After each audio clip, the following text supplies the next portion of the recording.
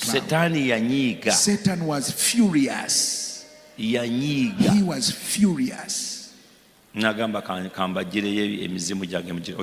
see? You see that image?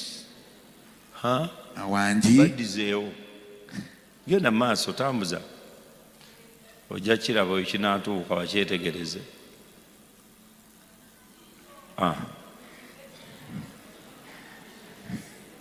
Awo gwe muzimu gwa bunyolo. It's the Bunyoro stronghold. Strong man. So what happened was, behave. I commanded the rain to behave. He also came to worship God. After a long time, it was not raining for a long time. Wherever he comes, all creations gather. It